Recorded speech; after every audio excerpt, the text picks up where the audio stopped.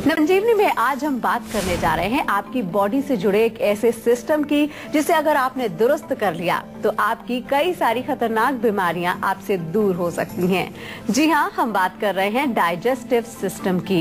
Digestive system अगर सही है तो समझिए कि बीमारियां आपके पास फटक भी नहीं सकती हैं। यानी कह सकते हैं कि डाइजेस्टिव सिस्टम फिट हो तो सेहत भी फिट रहेगी। तो आज संजीवनी में डॉक्टर साहब से जानेंगे क्यों डाइजेस्टिव सिस्टम गड़बड़ हो जाता है, साथ ही साथ डाइजेस्टिव सिस्टम को कैसे रख सकते हैं फिट। इसके साथ ही संजीवनी टिप्स में जानेंगे कान के दर्द और उसके नुस्खों के बारे में। तो चलिए डॉक्टर साहब से सबसे पहले जान लेते हैं कि डाइजेस्टिव सिस्टम का हमारी बॉडी में क्या इम्पोर्टेंट रोल होता है और साथ ही साथ अगर इसका सिस्टम बिगड़ जाता है तब क्या होता है। देखिए, डाइजेस्टिव सिस्टम तो बहुत इम्पोर्टेंट सिस्टम है जिसको कि हम पाचन संस्थान कहते हैं आयुर्वेद में, और अक्सर हम कहते हैं अपने शो के माध्यम से आपको बताते हैं कि पेट से ही सभी रोग शुरू होते हैं, क्योंकि ये जो पाचन संस्थान है, जो डाइजेस्टिव सिस्टम है, जिसको कि हम मुंह से शुरू होता है जहाँ से हम खाना खाते हैं, उसके बाद हमारा ये पाइप है, फूड पाइप जिसको कहते हैं ईसोफेगस, फिर हमारा पेट है, उसके बाद और एक हिस्सा आता है ड्यूडेनम, छोटी आंत, बड़ी आंत, पूरा जो ये पूरा मार्ग है, इसको पूरे को डाइजेस्टिव सिस्टम कहा जाता है। इसका इम्पोर्टेंस इसलिए है कि जितना हमारे शरीर में जो भी पोषण है, जो भी न्यूट्रिशन है, जो भी शक्ति है, एनर्जी है, वो इसके माध्यम से ही प्राप्त होती है। अगर ये सही है, अगर ये सही चलेगा, सही काम करेगा, तो हमारी हड्डियाँ, हमारी मांसपेशियाँ, हमारा खून, जो हमारे धातु हैं, जो हमारे शरीर की इम्यूनिटी पावर को जो बनाते हैं, जो हमारे शरीर में रोग प्रतिरोधक शक्ति पैदा करते हैं, वो मजबूत रहेगा। और अगर हमारा डाइजेस्टिव सिस्टम कहीं खराब है तो फिर काम खराब हो जाएगा। जैसे गाड़ी होती है, कार है आपके पास, मोटरसाइकिल है, कोई भी गाड़ी है, उसमें जो इंजन होता है, इंजन में एक हिस्सा होता है कि जहाँ पर पेट्रोल और एयर मिल करके एनर्जी बनती है। तो वो जो हिस्सा है वो खराब हो जाए, कार्बोरेटर उसको कहते हैं, उसमें कचरा आ जाए, उसमें गंदगी फंस जाए, तो पूरी जो है एनर्जी नहीं मिलेगी गाड़ी को। फिर आपने देखा होगा कई बारी कि आपकी गाड़ी जो है वो मिसिंग मारती है। मिसिंग मतलब उसमें पूरा पिकअप नहीं आता है। समझ में आया? इसी प्रकार से अगर ये हमारा कार्बोरेटर खराब हो जाएगा तो ये पूरा शरीर हमारा मिसिंग करेगा, इसमें बहुत सारी प्रॉब्लम आएंगी, पिकअप नहीं होगा, एनर्जी नहीं होगी। सुबह चल रहे हैं, ऑफिस गए, सुस्ती आ रही है, जान है ही नहीं, गाड़ी में बैठे नींद आ गई, ट्रेन में जा रहे हैं, सो गए वहीं पर। तो ये सब जो है डाइजेस्टिव सिस्टम में जब कचरा आ जाता है, उसमें गंदगी आ जाती है, उसमें खराबी आ जाती है, इसके कारण होता है। बहुत ही इम्पोर्टेंट है, बहुत सरल भी है, कुछ समझने में मेरे ख्याल ज़्यादा आपको दिमाग लगाना नहीं है। कोई भी जो है चीज़ जब हमारे पेट के अंदर जाती है तो उसका अगर प्रॉपर पाचन नहीं होगा तो उससे शक्ति नहीं मिलेगी, बल्कि उससे एक दूसरी चीज़ और होगी कि अगर अपच होगा, खाना पचेगा नहीं प्रॉपर, तो क्या बनेगा? आम बनेगा। आम एक विषैला पदार्थ है जो अनेक प्रकार के रोग पैदा करता है। मैं बार बार कहता हूं कि जहां पहुंच गया आम, हो गया काम तमाम। आम is the root cause of all diseases, ये आप समझ लीजिए, और वो पेट से ही बनता है। तो इसलिए हमारे आयुर्वेद के अंदर और हमारे स्वास्थ्य को लेकर के हम जब बात करते हैं तो हमारे पाचन की, हमारे डाइजेस्टिव सिस्टम की बहुत इंपॉर्टेंस है। एक कॉलर हमारे साथ जुड़ गए हैं, राजीव है इलाहाबाद से। क्या जानना चाहते हैं राजीव आप? नमस्कार जी। नमस्कार जी। सर जी, मैं आपका रोज शो देखता हूँ टीवी पे, बहुत अच्छा लगता है, काफी चीजें जानने मिलती है मेरे को उसमें से। थैंक यू जी, थैंक यू। हाँ जी सर, एक परेशानी ये है कि मैं बहुत कोशिश करता हूँ, फिर भी सर एसिडिटी की समस्या मेरे को सॉल्व नहीं होती। मतलब कई बार ऐसा होता है कि मेरे कंट्रोल नहीं होता है, मैं कभी कभार चाय ज्यादा पी लेता हूँ, अच्छा, समोसा खा लेता हूँ। हाँ, तो लेकिन अब उसके लिए क्या ऐसा करना चाहिए, मतलब कि परहेज के अलावा और क्या करना चाहिए कि भाई उसमें एसिडिटी में आराम आ जाए? देखिए, सबसे पहले तो यही आप समझ लीजिए, एसिडिटी हो रही है, जलन हो रही है, तो चाय समोसा नहीं खाना है जब तक ठीक ना हो। ठीक हो जाए, कुछ दिन आपके एसिडिटी नहीं है, अंदर रिपेयर हो जाए, तो उसके बाद खा सकते हैं। यानी कि अगर घर में आग लगी है तो उसमें मिट्टी का तेल नहीं डालना है। मैं बार बार समझाता हूँ आपको। अगर ये नहीं करेंगे आप तो ठीक नहीं होंगे। अक्सर होता क्या है, लोग दवाइयाँ खाते रहते हैं, उपचार करते रहते हैं, लेकिन चाय नहीं छोड़ते। एसिडिटी वालों की बात कर रहा हूँ, जिन लोगों को जलन होती है, एसिडिटी बहुत सारे लोगों को होती है। समोसा भी नहीं छोड़ते और खटाइयाँ भी नहीं छोड़ते, एसिडिक फूड खाना नहीं छोड़ते। तो सबसे पहला उपचार, आपने परहेज की बात पूछी है, तो गर्म चीजें मत खाइए, बहुत इंपॉर्टेंट है। और विपरीत में क्या करना है, आपको एंटासिड यानी कि जो एसिड को नष्ट करे ऐसी चीजें चुन लीजिए। बहुत सारी चीजें हैं।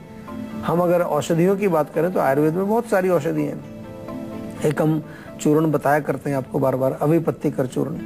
अभिपत्तिकर चूर्ण 1 चम्मच भोजन से पहले आप ले लीजिए, मिल जाएगा आपको, हमारे यहाँ भी मिलता है, कहीं किसी हमारी क्लिनिक से जाकर ले सकते हैं, या प्रॉपर चेकअप करा के डॉक्टर से दिखा करके दवाइयाँ लीजिए। क्यों ना आप जो है डॉक्टर से, आयुर्वेदिक चिकित्सक से परामर्श कर लें, पूरा हो सकता है कुछ और भी कारण हो उसमें, रोग और ज्यादा गहराई में पहुंच गया है। तो केवल आप इस पर ही निर्भर मत रहो कि बस मैं ये कोई मुझे डॉक्टर साहब कुछ बता दें तो मैं वो खा लूं और मेरा काम हो जाए। हमेशा समझना चाहिए कि मेरे को तकलीफ जो है किस लेवल की है, कितनी गहरी मेरे को जो है ये रोग पहुंच चुका है, उसी के अनुसार चिकित्सा करनी चाहिए। लेकिन फिलहाल आप अभिपत्तिकर चूर्ण का जो है जरूर ट्राई करिए, उससे आपको लाभ मिलेगा। लेकिन परहेज बहुत जरूरी है। जो एसिड बनाने वाली चीजें उनको तो टोटली बंद करना पड़ेगा, कम से कम 2-3 महीने, जब तक आपका रोग पूर्णतः ठीक नहीं हो जाता। तो अब डॉक्टर साहब से जान लेते हैं कि कोई व्यक्ति ये कैसे जाने कि उसके डाइजेस्टिव सिस्टम में गड़बड़ी आ रही है। यानी कि डॉक्टर साहब कोई लक्षण होते हैं इसके कि पता चले कि हाँ हमारे डाइजेस्टिव सिस्टम में प्रॉब्लम है? बिल्कुल लक्षण होते हैं, और बड़े कॉमन और साधारण लक्षण है। बहुत सारे लोगों को लक्षण होते हैं, लेकिन लोग बाग जो है बिल्कुल ध्यान नहीं देते।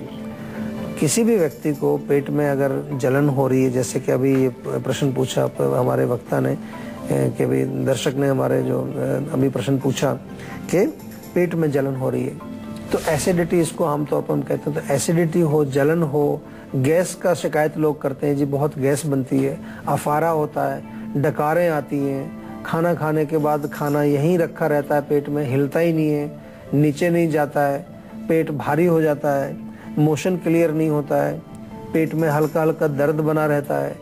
ये तमाम लक्षण जो हैं, ये संकेत हमें मिलता है इनसे कि आपका डाइजेस्टिव सिस्टम ठीक नहीं है। जो खाना पूर्ण रूप से पचना चाहिए वो नहीं पच रहा है, वो आपके आंतों में, आपके पेट के अंदर कहीं ना कहीं वो अनडाइजेस्टेड फॉर्म में, फर्मेंटेड फॉर्म में वहाँ पड़ा हुआ है, और उससे फिर ये लक्षण आपके पैदा हो रहे हैं। तो ये लक्षण बहुत अहम है और बहुत शुरुआती लक्षण भी हैं। आम तौर पर बहुत सारे लोगों को, मैं कहूँगा कि शायद 70-80% लोगों को ये प्रॉब्लम्स होती है, क्योंकि हम लोग इस पर ध्यान नहीं देते। कुछ लोग तो सोचते हैं कि नॉर्मल है। नॉर्मल कोई बर्फ कभी आ जाए आपको, कभी कभार गैस रिलीज हो जाए, कभी पेट में थोड़ा गुड़गुड़ हो, कभी कभार, कभी महीने में, कभी 2-3 महीने में कुछ ऐसे लक्षण दिखते हैं, तो वो उसको हम एक बार नॉर्मल। लेकिन अगर एवरीडे आपको प्रॉब्लम हो रही है, रोज रोज प्रॉब्लम हो रही है, हर समय प्रॉब्लम हो रही है, तो फिर वो नॉर्मल नहीं है। फिर ऐसे मत उसको छोड़ दीजिए, फिर आपको आयुर्वेदिक उपचार आना पड़ेगा। आपको तुरंत जीवा की किसी भी क्लिनिक में जाकर के, अपने शहर में जाके जहाँ पर भी रहते हैं, जीवा की क्लिनिक अगर वहाँ है, डॉक्टर से तुरंत मिलिए, क्योंकि पेट के रोगों का आयुर्वेद में सबसे अच्छा उपचार है। कोई भी पेट की प्रॉब्लम हो, आपको किसी पैथी में जाने की जरूरत नहीं, सीधा आप आयुर्वेद में आइए।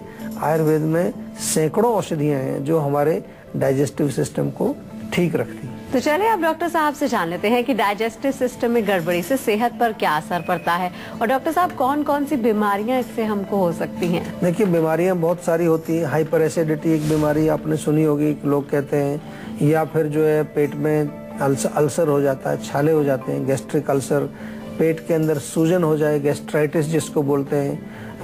जो पेट के बाद जो छोटा हिस्सा है ड्यूडेनम, वहाँ पर अल्सर हो जाए, ड्यूडेनल अल्सर, और या आपकी आंतों में जो है स्वेलिंग हो जाए, कोलाइटिस आपको हो जाए, कॉन्स्टिपेशन आपको हो जाए, या आपको फ्लैचुलेंस यानी कि गैस फॉर्मेशन होती है बहुत ज़्यादा, या आंतों में अल्सर हो गए, अल्सरेटिव कोलाइटिस आपको हो गई है।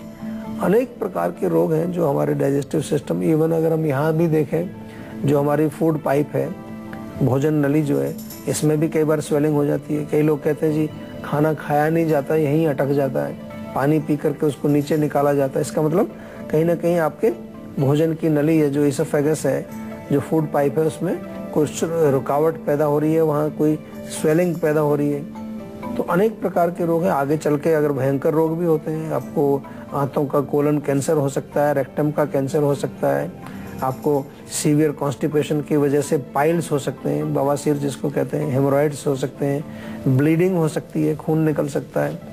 तो डाइजेस्टिव ट्रैक्ट में बहुत सारे रोग होते हैं जो कि हमें उनको ध्यान रखना चाहिए। और क्योंकि डाइजेस्टिव ट्रैक्ट अगर हमारा सुरक्षित नहीं है और स्वस्थ नहीं है तो और जो दूसरे ऑर्गन्स हैं, दूसरे जो सिस्टम्स हैं, उनके ऊपर भी उसका दुष्प्रभाव पड़ता है। एक कॉलर हमारे साथ जुड़ गए हैं, मनोज है गुवाहाटी से। क्या जानना चाहते हैं आप? नमस्कार सर। नमस्कार जी। सर मेरी उम्र 35 साल है। मुझे 5 साल से बीपी की शिकायत है। बीपी हमेशा हाई रहता है जी। दवाइयाँ खा रहे हैं लेकिन कम नहीं हो रहा है। आयुर्वेद में कोई ऐसा इलाज हो सर, बताया जाए सर। नहीं तो दवाई लेते हैं बीपी की आप? जी हाँ सर, लेते हैं लेकिन कम नहीं हो रहा है, उससे बीपी बढ़ा ही रहा है। देखिए, सबसे पहले तो अगर दवाई ले रहे हैं तो उससे कंट्रोल होना चाहिए, और अगर कंट्रोल नहीं हो रहा है तो उसमें 2 चीजें आपको समझ में आनी चाहिए। या तो आपकी दवाई है वो उस पर काम नहीं कर रही है, दवाई शायद आपको चेंज करनी पड़ेगी। और पैरों में, तलवों में थोड़ी मालिश करिए, और मुलेठी का चूर्ण जो है आधा चम्मच आप सुबह शाम नियमित रूप से सेवन करिए। लेकिन रोग के मूल क्यों ब्लड प्रेशर आपको रहता है, थोड़ा व्यायाम करिए, सैर करिए, ब्रीदिंग करिए, जिसको कि हम कहते हैं आपको बार बार योगासन, प्राणायाम, ध्यान, इससे भी ब्लड प्रेशर हमारा ठीक होता है। बहुत सारी रिसर्च हुई है कि ध्यान से, मेडिटेशन से, ब्रीदिंग से, इनसे हमारा ब्लड प्रेशर नॉर्मल आता है। हमारे हृदय की गति भी जो है वो नियमित होती है। बहुत अच्छा, इससे हमारे शरीर पर काफी अच्छा प्रभाव इनका पड़ता है। और अब बारी है आज की संजीवनी की, जिसमें डॉक्टर साहब से जानेंगे डाइजेस्टिव सिस्टम को दुरुस्त रखने के आसान आयुर्वेदिक उपायों के बारे में। डॉक्टर साहब, डाइजेशन को लेकर क्या है आज की संजीवनी? सबसे पहली चीज है कि भोजन खाने का तरीका आपको आना चाहिए। हमेशा जो लोग गलत सलत खाते हैं, टाइम से नहीं खाते हैं, गैर टाइम खाते हैं, उल्टा सीधा खाते हैं, अपना जो है प्रकृति के अनुसार नहीं खाते, ईटिंग रूल्स हमारे यहाँ इनको कहते हैं, ईटिंग रूल्स को हमें फॉलो करना चाहिए। बहुत सारी चीजें हैं उसके अंदर, पूरा आपको एक विश्लेषण उसका मिलेगा। आप जो है हमारी वेबसाइट पर जाकर काफी सारी चीजें पढ़ सकते हैं इसके बारे में। दूसरी चीज इसमें कि भोजन हमारा जो खाया वो पूर्ण रूप से पचे, उसके लिए कुछ न कुछ हमें कोशिश रखनी चाहिए। ऐसी चीजें लेनी चाहिए जो पाचक है। हमारे यहाँ पर एक प्रचलन होता है, आपने देखा होगा, अब तो वो केवल रेस्टोरेंट तक ही सीमित रह गया। कभी रेस्टोरेंट में आप जाते हैं तो खाने के बाद सौंफ मिलती है, पर सौंफ खाते हैं, लेकिन वो घर में भी खाई जा सकती है। ऐसा तो नहीं कि घर में सौंफ खाने पर कोई प्रतिबंध लगा हुआ है, कोई बैन लगाया हुआ है। क्यों खाते? क्योंकि पाचक होती है। बल्कि आप सौंफ, पुदीना, थोड़ी सी सौंठ और जीरा, ये 4 चीजें बराबर में मिलाकर के चूर्ण बना लीजिए, और भोजन के पश्चात थोड़ा सा हल्के से गुनगुने पानी से, ताजे पानी से घोल करके उसको पी जाइए, तो पाचन अच्छा होगा आपका। खाना खाने से पहले थोड़ा सा ताजा अदरक का टुकड़ा आप खाइए, तो अपनी अग्नि को तेज करेगा, वो अग्नि प्रदीप्त होगी उससे। इसके अलावा जो है, आप सबसे बढ़िया एक अच्छी चीज है हमारे घरों में, आमतौर पर हम बनाते भी हैं, उसको हम छाछ बोलते हैं, तक्र बोलते हैं, मट्ठा बोलते हैं जिसको। उसका सेवन अगर आप करें दोपहर के समय, सुबह के समय, उससे भी पाचन होता है। बढ़िया सी पतली सी छाछ बनाएं, भुना हुआ जीरा, थोड़ी सी ताजा अदरक उसमें डाल दें, धनिया, पुदीना अगर ताजा मिलता है उसको पीस करके उसमें मिलाएं, बहुत अच्छी है। छाछ से जो है पाचन भी होता है, छाछ से हमारे शरीर में और भी कई फायदे होते हैं। तो काफी सारी चीजें हैं जिसको हम ले करके, इन चीजों का सेवन करके अपने डाइजेस्टिव सिस्टम को बिल्कुल स्वस्थ रख सकते हैं। और डाइजेस्टिव सिस्टम यदि हमारा स्वस्थ रहेगा तो रोग हमारे पास नहीं आएंगे कभी। तो चलिए आप डॉक्टर चौहान से जान लेते हैं कि डाइजेशन को परफेक्ट बनाने के लिए क्या कोई परहेज डॉक्टर साहब हमें करना चाहिए, कोई सावधानियां? देखिए, परहेज बिल्कुल करना चाहिए। एक तो सबसे भयंकर चीज है चाय, लोग पीते रहते हैं दिन भर। ये चाय जो है हमारे पाचन को खराब करती है।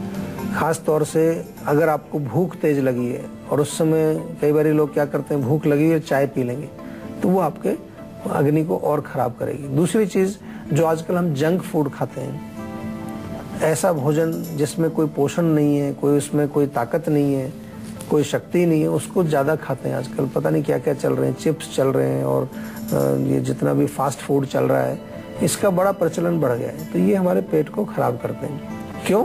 क्योंकि इसमें कोई पोषण है नहीं, कोई ताकत है नहीं इसके अंदर। तो हम खाते किस लिए? ताकि शरीर को शक्ति मिले, और शक्ति नहीं मिलेगी तो फिर उसका फायदा क्या है खाने का? आप कहें जी मेरी गाड़ी को जो है मिट्टी का तेल अच्छा लगता है, मैं मिट्टी का तेल डाल दूं इसमें रोज, उसका क्या मीनिंग? उसको पेट्रोल चाहिए, उसको शक्ति चाहिए, शक्ति उसको पेट्रोल से मिलेगी।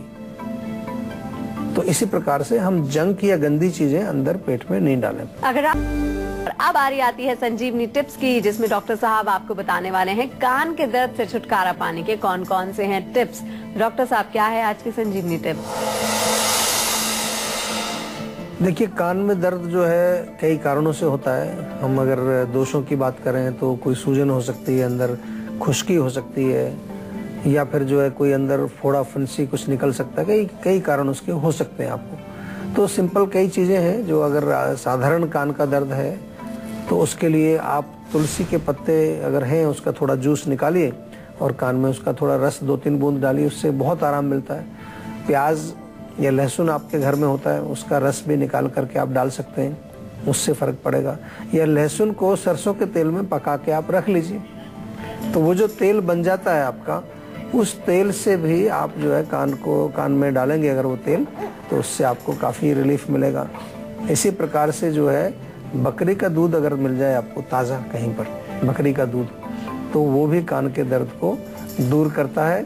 और सिरका भी डालते हैं, सिरका जो घर में आमतौर पर मिल जाता है, सिरका अगर कान में डालें उससे भी आपको काफ़ी आराम कान के दर्द में मिलता है।